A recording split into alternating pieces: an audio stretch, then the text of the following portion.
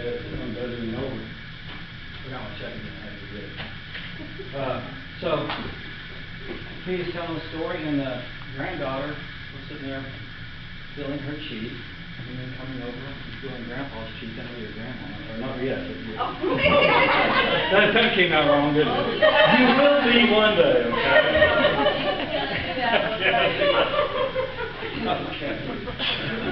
Of course you were looking. This is already going one way, isn't it?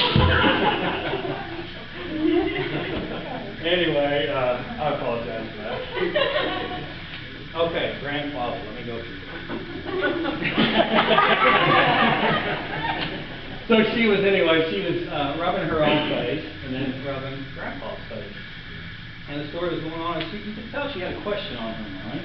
And so she said, Grandpa, did God make you? And he said, yeah, God made me a long time ago, sweetheart. And so, we continued the story. She kept doing this in the faces and looked at him again and said, Grandpa, did God make me? And he said, yeah, God made you not too long ago, pretty recently. And she was still thinking, you could tell. And so finally she came up and said, Grandpa, God's getting better at this, isn't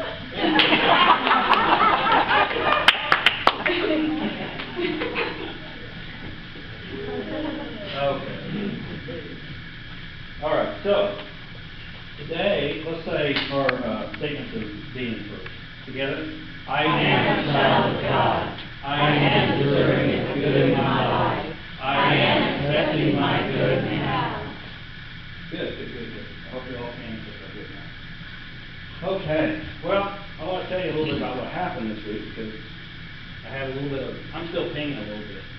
I'm having a little bit of a problem getting together today's lesson. And so during the week, and here's what I'm going to say why, is because I was focusing on something else.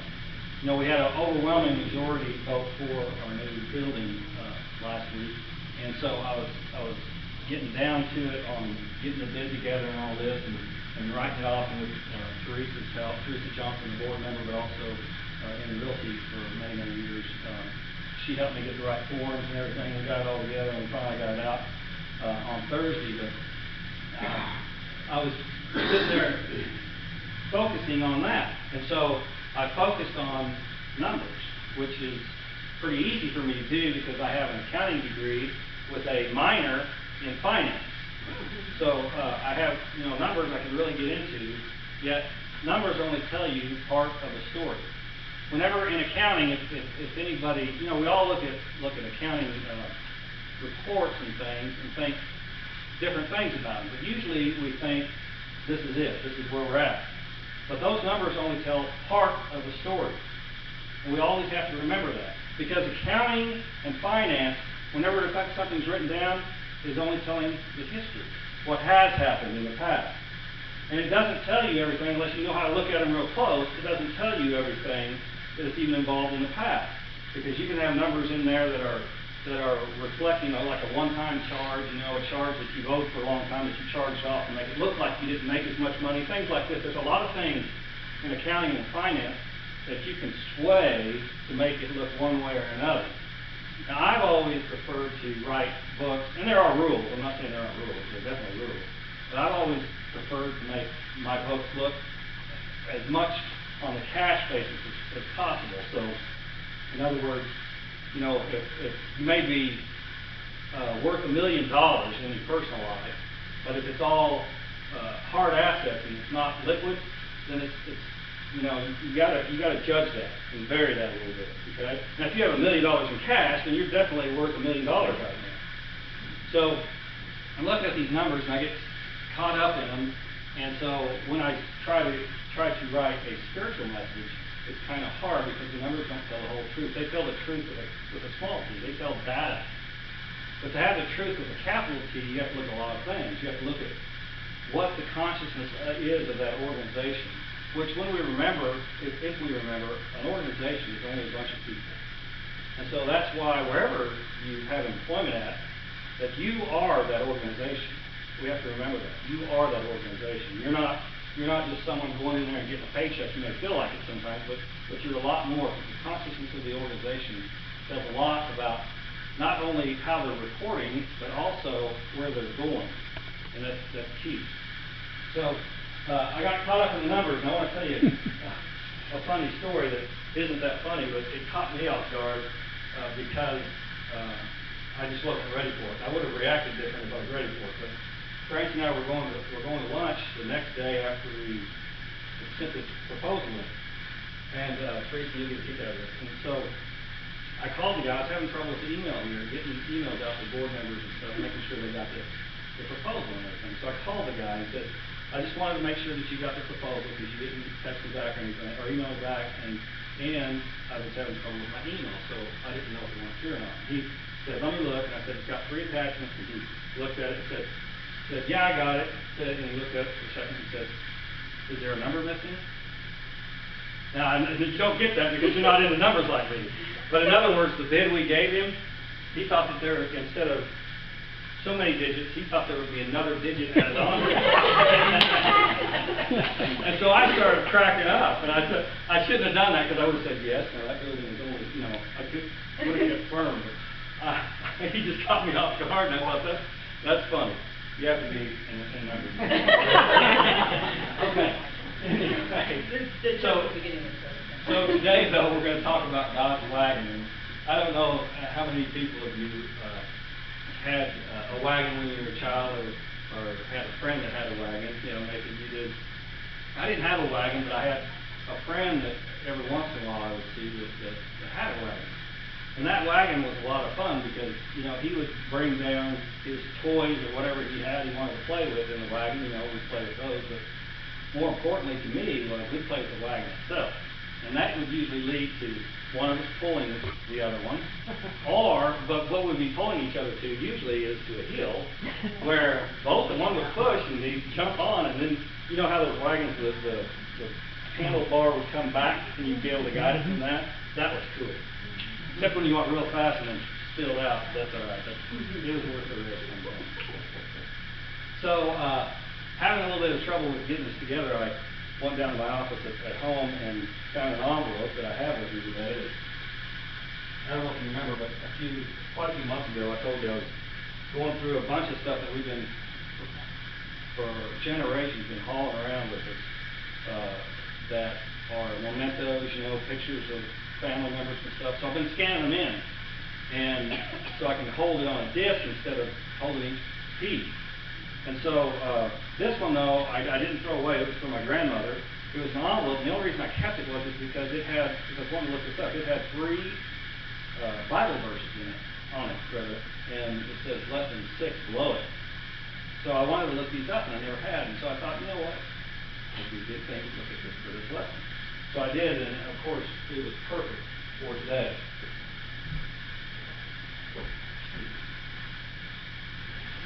So I want to share with you one of those verses first, and the first one is Matthew 12:31 through 32. And I think that the reason that this worked so well for me too this week was because we started that Bible study, and a lot of people are interested in it. So I want to go over as many times as we can places in the Bible where we may have been taught other than good in it. Okay, and that doesn't necessarily have to be these. These verses say, "Wherefore I say unto you, all manner of sin and blasphemy shall be forgiven men, but the blasphemy against the Holy Spirit shall not be forgiven men. And whosoever speaketh a word against the Son of Man, it shall be forgiven him. But whosoever speaketh against the Holy Spirit, it shall not be forgiven him, neither in this age, neither in the age to come." So, a lot of people do look at this as a negative, kind of a condemning type of verse, and it's not. It's not at all. When we are looking at the truth of something, like when we look at the numbers of something, we're looking outside, we're not looking at the whole to include the truth as far as capital T. And when we don't do that, we are not benefiting from the Holy Spirit. Okay? Because we're not in the flow of Spirit. But when we come back to the flow of Spirit, we're always forgiven for what we have done, for what we have, where we have gone outside. And that makes no difference what we've done in the past. anything that we've done in the past, if we sincerely come forward to say, I surrender as far as my will, not necessarily I surrender as far as a white flag, just surrender, I surrender my will to understand more of the will of God working in and through me. Is that clear? Because I don't want to, it's not a negative thing here. And I wanted to tell you too, also, the last part of this, there's in the word age, and also, as we know, the translations of the Bible, another word for that same word is world. And I want you to listen to this. Maybe it's a little bit easier to study that. It gives us more of the truth of how we understand it today. But whosoever speaketh or do any action against the Holy Spirit, in other words, I'm not listening to the guidance that God has given me. Whoever does that, or God's guidance, it says there, it shall not be forgiven him. Because if you take a path away from your guidance, you're going to go to where you're going. I mean, God's not going to say to you, because God always says yes. God says yes to you all the time. Neither in this world, neither in the world to come. So what it's talking about there is, what world are we living in? Are we living in the world where we are looking on just outer things and not concerned about what guidance we're receiving? Are we not taking the time to pray and meditate? Are we not taking the time to focus on what really is? Because if we all know, we've all experienced it, if we just stop for a minute and quit focusing, just like the numbers. See, like on the numbers earlier in the week, I was doing an action against the Holy Spirit. I could not write the lesson because I wasn't in that frame of mind. I wasn't allowing God's goodness to come through me. So no matter where we are, God says yes. So the next part of this, I want to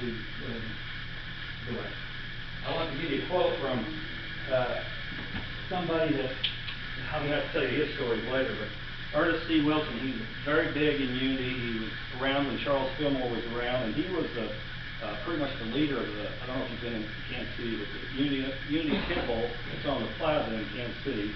It's probably the best known Unity church. It holds probably 1,600, but it's a large church. It was our first major church, and Ernest Wilson led that church.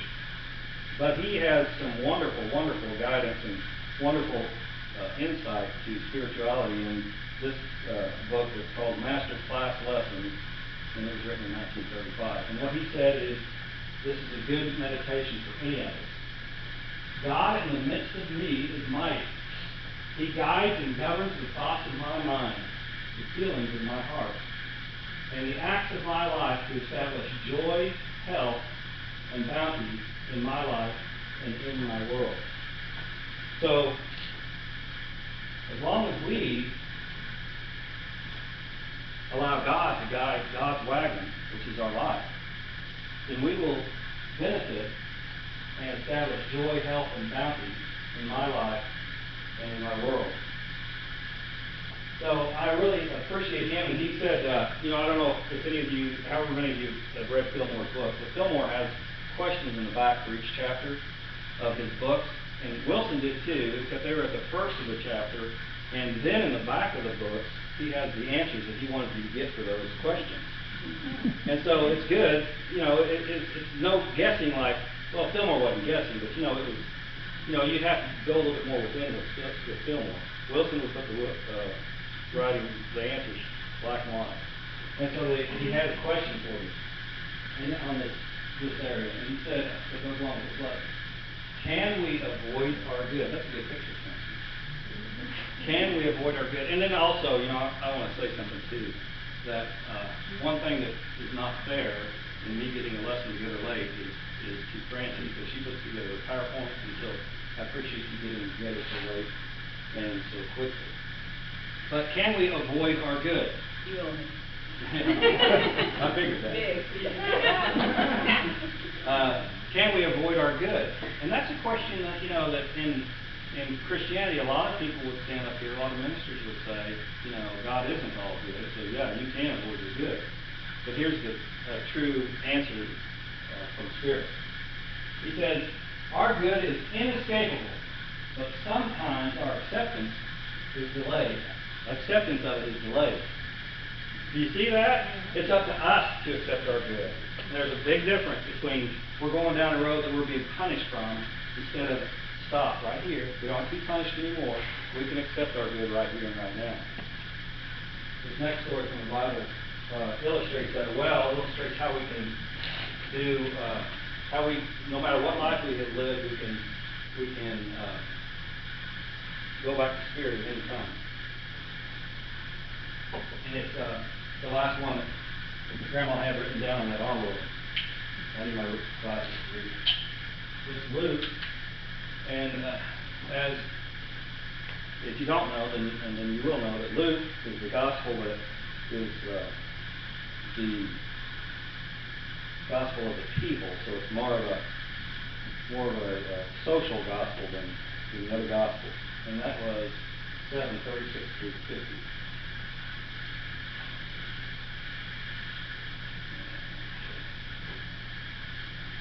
And it's a little bit long, but listen, because we're going to go over it real quick. And one of the Pharisees desired him that he would eat with him, talking about Jesus. And he went into the Pharisee's house and sat down to eat. And behold, a woman in the city who was a sinner, when she knew that Jesus was eating in the Pharisee's house, brought an alabaster box of ointment, and stood at his feet behind him weeping, and began to wash his feet with tears, and did wipe them with the hair of her head, and kissed his feet, and anointed them with the ointment. Now when the Pharisee who had bidden him saw it, he spoke within himself, saying, This man, if he were a prophet, would have known who and what manner of woman this is that toucheth him, for she is a sinner. And Jesus, answering, because he heard him mentally, not verbally, said unto him, Simon, I have somewhat to say unto thee. And he saith, Master, say on. There was a certain creditor who had 2 debtors. The one owed 500 denarii, and the other 50. And when they had nothing to pay, he frankly forgave them both. Tell me, therefore, which of them will love him most? Simon answered and said, I suppose that he to whom he forgave most. And Jesus said unto him, Thou hast rightly judged. And he turned to the woman and said unto Simon, Seest thou this woman? I entered into thine house. Thou gavest me no water for my feet, but she hath washed my feet with tears, and wiped them with the hair of her head. Thou gavest me no kiss, but this woman, since the time I came in, hath not ceased to kiss my feet. My head with oil thou didst not anoint, but this woman hath anointed my feet with ointment. Wherefore I say unto thee, her sins, which are many, are forgiven, and she loved much. But to whom little is forgiven, the same loveth little. And he said unto her, Thy sins are forgiven. And they that were eating with him began to say within themselves, Who is this that forgiveth sins also? And he said to this woman, Thy faith hath saved thee. Go in peace. And like everything that Jesus did as far as Jesus the Christ did, as far as his healing and his forgiveness, it was always the faith within the person that healed them. So see how he can connect with, and you can too, to connect with the Christ from within himself, can not only hear people when they're saying things in their mind, because he can communicate there, but also can heal people, or let them know, by letting them know what the power is that they have within themselves. And so you know how you get kind of hepped up on some, I don't know, sports for me, but some other people, some other things. You know, you get all riled up. In fact, we saw a new word that's on TV. They're showing it. I'm trying to remember what it is. Fangasm. I don't know if you've heard of it or not, but you'll see it pretty quick. It's on TV quite a bit now. Fangasm. And what it is when somebody kind of finally gets to go to a sporting event or some event that is they've always wanted to go to, that they really get excited about it. So why they came up with that word, I don't know, but they did. So anyway, you know, it's the same thing though. As long as if we can focus on what we know to be the truth, then we can also share that with others by communicating it with them in many ways. Sometimes it isn't as quick because, you know, it takes two people. It takes two people to do this. I mean, the person that's receiving, we say receiving, but what they're really doing is opening up to the Christ within themselves, has to be ready to open up to the Christ within themselves. And the person that is giving, which is really giving, it's not really giving any power from themselves, but it's allowing what they know to be true to be conveyed to someone else. We all know this in a physical form. In a physical form, you know, if you bring home your wife or your spouse some flowers, they enjoy that.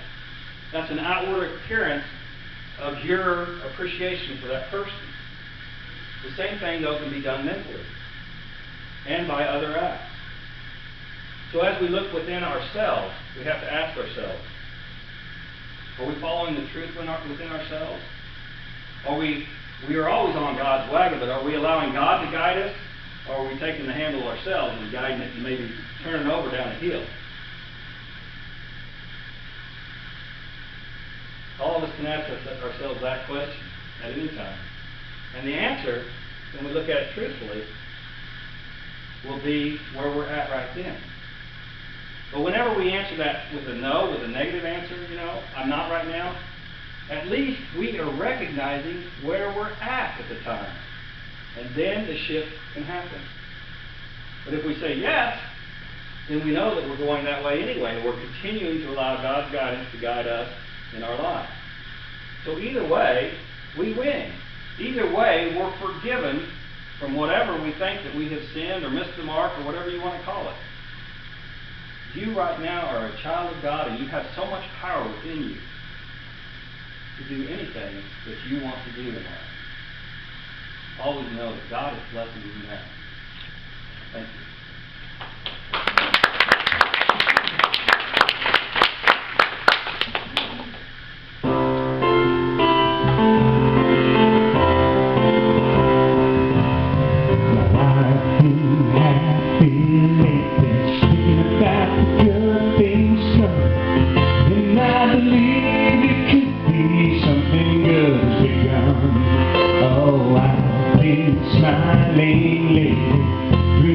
The world is one, and I believe it could be. Someday it's coming now. Out on the edge of darkness, there rises peace train. Oh, peace train, take this country, take me home again. Now I've been smiling lately, thinking about the good days come, and I believe it could be. Something good has begun. Oh, peace train sounding louder, right on the peace train. Come on now, peace train. Yes, peace train, holy roller. Everybody jump on the peace train. Ooh, yeah, come on now, peace train. Get your bags together, bring your good friends too. Oh, 'cause it's getting nearer, soon we'll be with you. Come on, join the little, it's not so far from you.